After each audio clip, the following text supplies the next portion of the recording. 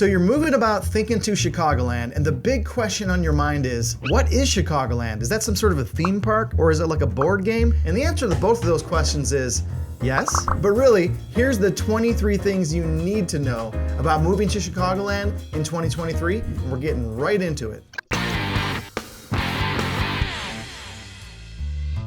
Hey, welcome back to Sweet Home Chicagoland. This is the channel where we feature all things Chicago suburbs and how to buy and sell real estate right here in the greater Chicago area. My name is Chris Grano. I'm with Keller Williams right here in the Chicagoland area. And today we're talking about the 23 things you need to know about moving to Chicagoland this year. Now, we're not just gonna talk about the suburbs in this video. We're also gonna hit a little bit on the city. So let's get right into it.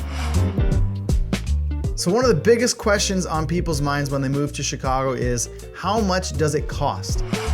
And you need to know that the cost of living in the Chicagoland area is about 25 to 30% higher than the national average. So everything's gonna cost you a little bit more. Transportation, housing, food, everything. So specifically on the idea of housing, it's a wide variety. So really, you're probably moving to Chicago because of a job, or maybe because you're gonna live near a family member, or maybe because of school. And so a lot of that's gonna drive where you live. And we'll get into specifically where you might wanna live a little bit later in this list. But you should know that there really are a wide variety of housing opportunities, whether you're renting or buying. If you're buying, you could find a condo in the greater Chicagoland area for as little as maybe $100,000.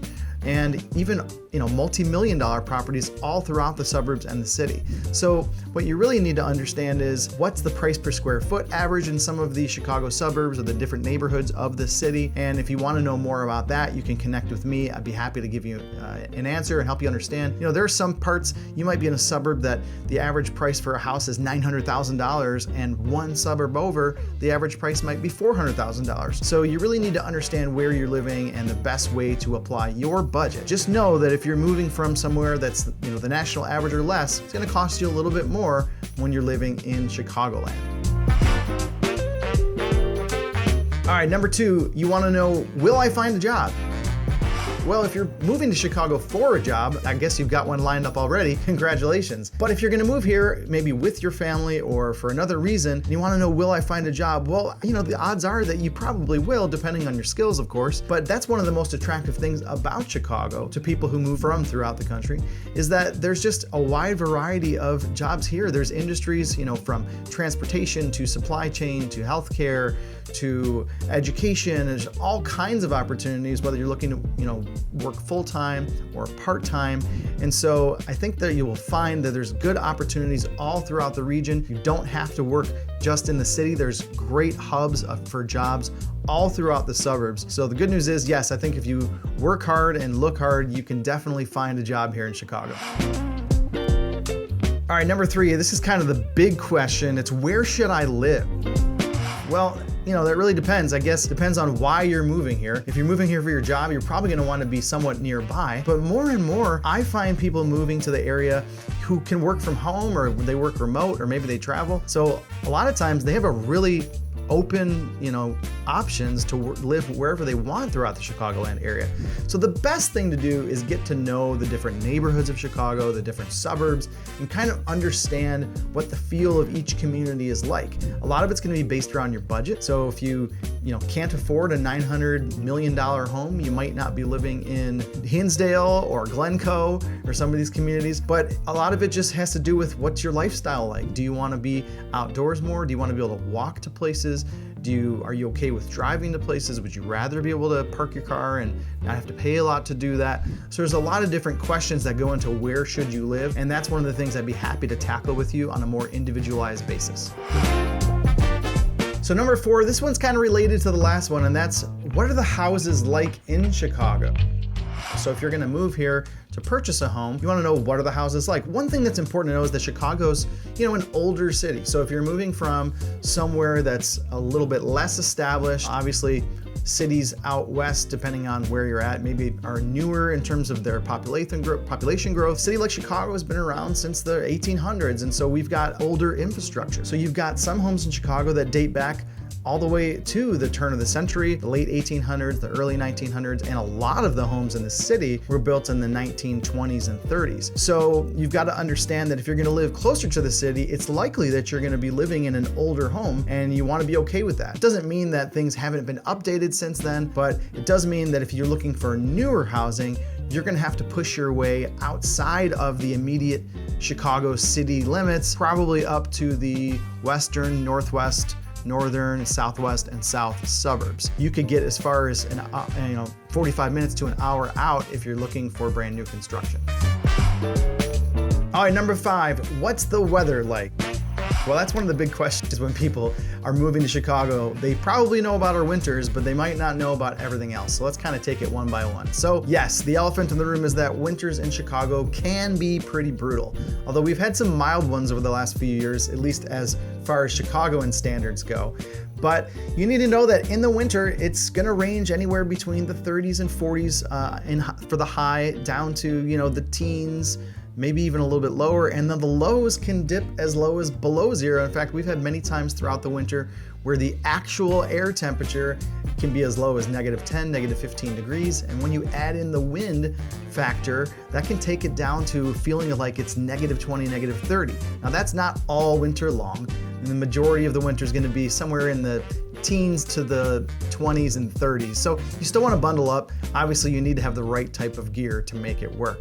When we get into the spring, things start to warm up. It's not unusual to have a snowstorm in the early spring, like late March to early April, but then quickly things start to get into the 50s and 60s. And by the end of spring, things are beautiful in Chicagoland. If you're going to go to a Cubs or a Sox game in April for opening day, you probably want to bundle up. All right, so then we get into the summer, and the thing about Chicago summers is they're amazing. The temperatures can be anywhere from the 70s all the way up into the 90s, and there are some weeks it can get pretty oppressive when it comes to the heat. Sometimes we'll get into the mid and upper 90s, and we'll even occasionally break 100. Certainly when you add in the humidity, it can get well above 100, so sometimes it's pretty sticky. Make sure that you're prepared for that as well. Fall is probably my favorite time in Chicagoland. Again, temperatures can range anywhere between the 70s down to like 50s. It's a great time. Chicago has a lot of trees, colors are changing. It's really a beautiful time. Again, my favorite season in Chicago.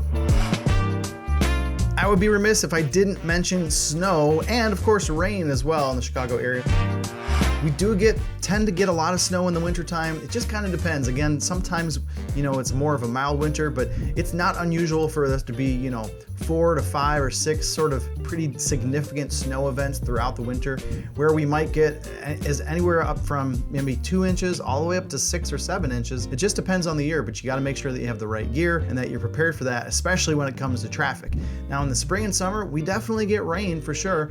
And you need to know there are some strong weather events in the Chicago area. It's not unusual for there to be tornadoes in the spring. They can hit the city. Again, large tornadoes that actually demolish buildings and things like that are pretty rare, but they do happen. And things like blizzards in the winter can certainly happen as well. All right, so what about the food? We could do a whole video just on the food options in Chicagoland, but I think the good news is if you're looking for a type of food and you're gonna be anywhere in the Chicagoland region, trust me, you're gonna find it. In the city, obviously Chicago is known as one of the gourmet food cities in America. You're gonna find amazing, top-notch restaurants all over the city. And then it's not just limited to the city though. So when you come out into the suburbs, you're gonna find amazing gourmet restaurants all throughout the suburbs, but maybe you don't want gourmet. Maybe you're just looking for something a little more rustic. Maybe you're looking for different ethnic foods. Well, you're gonna find those. So the great thing about Chicago is it's such a diverse city, such a city built by immigrants. And we've got an amazing variety of ethnic foods from all around the world. Not just in the city, but the suburbs as well. So the great thing is if you're, in a suburb of Chicago and you're looking for the best, Ethiopian food, you're probably gonna have several options. So I think you're gonna love that about living in the city. And just know there are some Chicago sort of specific foods that you'll need to know about. Everybody kind of knows about deep dish pizza, but what a lot of folks don't know is that most Chicagoans don't really eat deep dish pizza on a regular basis. What we call Chicago style pizza is more thin crust pizza. It's a really thin cracker crust. It's typically cut in squares. Sometimes they call this the tavern style or tavern cut pizza. That's what we tend to eat on a more regular basis, but don't get me wrong, we do love our deep dish as well. Also, Italian beef is a specific thing to Chicagoland. You don't know what I'm talking about if you haven't had it here, because there's other places that might think they make Italian beef, but they don't. So anyway, there's amazing places to check out all over Chicagoland, and you're not gonna run out of places to try. So what about healthcare?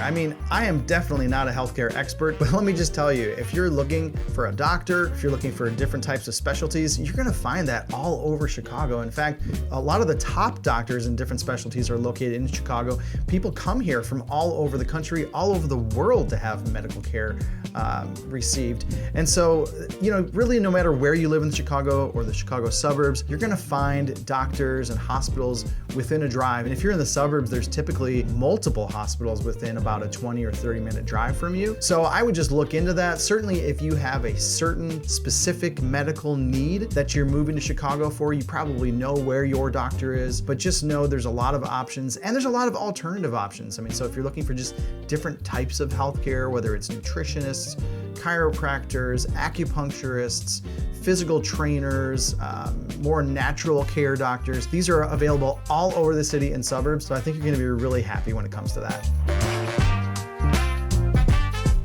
All right, one of the big questions that people want to know when they move to Chicago is, what about transportation? And the biggest question regarding transportation is, do I need a car? So it really depends on where you live. If you're gonna live in the city, specifically within, you know, maybe a couple mile radius of the downtown area, probably not. I mean, you're gonna live and be able to walk to different public transportation, which we'll get into specifically in a second here. But there's a lot of places in the city and even in some of the suburbs, depending on where you work, where you might not need to own a car. If you're gonna move out to the suburbs or to some of the further edges of the city, I would recommend having a car. It's definitely gonna make life easier. There are certainly suburbs and areas where you can walk to most places, but you might not be able to operate your entire life without a car, at least not very easily. So unless you're living right in the heart of the city, I would say plan on having a car. All right, staying on that theme of transportation, let's get into public transportation. And here's the thing, there are lots of train options in Chicago, and you need to know your trains. So the two biggest options for travel by train in the Chicago area are the L, or the subway, or the CTA train. And that's what most people are familiar with when they think about trains in Chicago. So the L goes all over the city, and it goes a little bit out into the suburbs on a few of its different lines.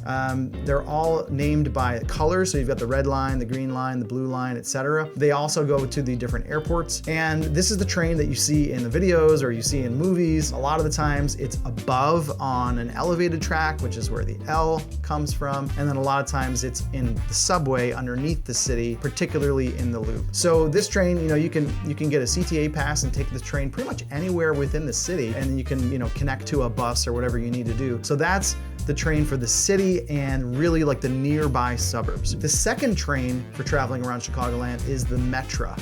And this is more of like a traditional diesel-powered train. And this is gonna take you much further. So if you're living in the suburbs, commuting to the city, or vice versa, this is the train you're probably gonna travel most often in these scenarios. And there's two major stations in downtown Chicago. There's Ogilvy Transportation Center and then the Chicago Union Station. These are major hubs that will get you on the different metro lines, and there's multiple metro lines. There's like 6 or 7 metro lines, maybe more, all throughout the suburbs. They take you to the north suburbs, northwest, west, southwest, south, etc. So really, there's options to get pretty much anywhere you wanna go. The one thing to know is that if you live on the far end of these train lines, so some of the far west, or, you know, again, all those areas that I mentioned, you're gonna be sitting on the train for a while. So there's definitely some stops on the Metro line that could be up to an hour and a half or a 2-hour commute, especially depending on the time of day and depending on what line it is. So make sure before you make your move, you kind of understand if you have to get into the city, it might take you a while. There's also trains that'll get you around the country if you're taking Amtrak or things like that. And one little annoying thing to think about or to know about trains in Chicagoland is if you're gonna live in the suburbs, think about where you live and where you make your commute, because you probably don't want to be crossing train tracks. There's a lot of train tracks in Chicago. We are the rail hub for the country. So if you're gonna have to cross train tracks every day to get to your job or get to your school, you might be caught by passenger trains or freight trains. So just plan that out in your commute. All right, staying on the theme of public transportation, let's talk about buses. So the CTA, Chicago Transit Authority, has buses all over the city of Chicago, and they'll pretty much get you absolutely anywhere you want to go. So obviously you can connect from a bus to the subway or possibly, to the metro stations. And really, there's a million different options, and buses run all day and all night. Now, what about the suburbs? Well, the suburbs has their own bus line called Pace, and it will take you pretty far into the suburbs. Not every suburb has Pace, but a lot of them do, and a lot of the Pace buses will take you from the suburbs into the city, so that look into that option. And if you're looking to get to various destinations throughout the city, such as the different sports stadiums or the airports or things like that, there are often buses that will take you directly there on an express trip. So look into that. And the other great thing about the Pace service is even within the suburbs, if you're trying to get to the train station, like the metro station, there's a lot of bus stops around various cities that have routes that will take you right to those train stations. So really, you might have just a couple of block walk from your house to the Pace bus, then to the metro station, and then get to yourself downtown. You can definitely make it work getting into the city without a car. Just make sure you look at where those bus routes are. All right, you guys, we're not even halfway through this incredibly important list, the 23 things that you have to know before moving to Chicago in 2023. But I'm gonna pause right now to say, go ahead and click subscribe on this channel if you haven't yet. Be sure to click the bell icon as well to be notified about future videos like part 2 of this video, which you are not gonna wanna miss. We're gonna talk about the #1 biggest question I get from every buyer who moves to Chicago, and that's, Chris, where is a safe place to live? You're not gonna wanna miss that. I know that question's on your mind as well. We're also gonna talk about where are the hottest nightlife, music, theater, where can I enjoy the great outdoors? So don't miss part 2 of this video. And if you're watching this right after I've dropped it, stick around a few days. It's gonna be out soon. But if you're lucky enough to have been watching this a little bit further down the line, you can probably find part 2 right here. And if not, just enjoy whatever video this is anyway. And I'll see you guys soon.